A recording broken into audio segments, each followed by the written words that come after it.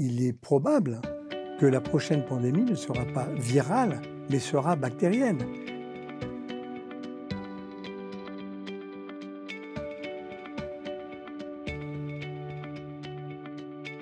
C'est grâce aux antibiotiques que l'on a gagné 10 ans d'espérance de vie. Si on soignait tous les cancers dans le monde, tous les cancers, ce qui n'est pas le cas, on ne pourrait considérer qu'on a gagné que 5 ans d'espérance de vie. Donc les antibiotiques, c'est quelque chose de primordial. Ça, c'est la première chose. La deuxième chose, c'est qu'on pensait avoir gagné la guerre contre les bactéries. N'oubliez pas que les bactéries, elles ont plus de 4 milliards d'années. Et Alexandre Fleming, avec la pénicilline, a amené la première classe d'antibiotiques. Donc juste après la Deuxième Guerre mondiale, on a créé 25 à 30 nouvelles classes d'antibiotiques. Et on s'est dit, ça y est, c'est gagné, c'est gagné. Et depuis maintenant 25 à 30 ans, il n'y a pratiquement plus de nouvelles classes d'antibiotiques qui ont été développées. Et alors que c'est quelque chose de primordial, encore une fois, et notamment avec toutes ces résistances qui se créent dans le monde, parce qu'on utilise les antibiotiques presque comme de l'alimentation pour les animaux, et pour les hommes, on en a donné beaucoup. Donc ça peut être un risque phénoménal, et une société indépendante comme des biopharmes pouvait s'intéresser à ce genre de choses. Dans les 25 à 30 prochaines années, il y aura probablement 10 millions de morts par an dues à des résistances aux antibiotiques actuels. Ce qui veut dire que ce sera plus que de décès dus au cancer. Donc c'est absolument énorme.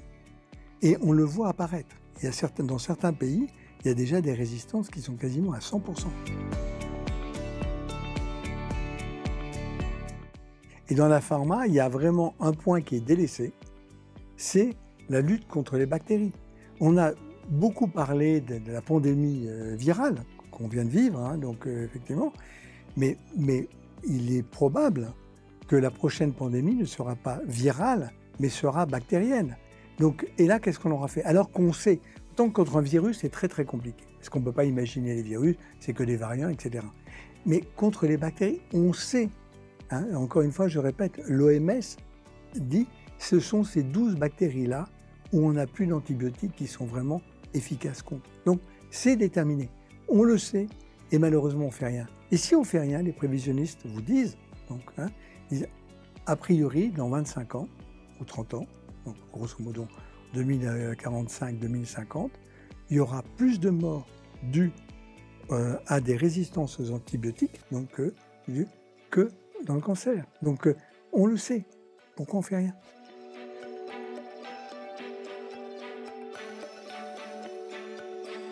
Les bactéries est une attaque exactement comme des attaques d'armes. Donc il faut avoir cet arsenal disponible pour le cas où.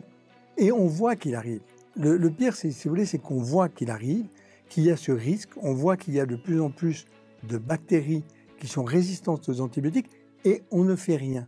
Et c'est pour ça que moi, je ne veux pas me dire si j'avais su, j'aurais pu faire. Non, je sais. Donc, tant qu'à faire, je ne veux pas me sentir coupable. Donc, c'est pour ça que j'investis énormément et que des biopharmes investissent énormément dans ces antibiotiques.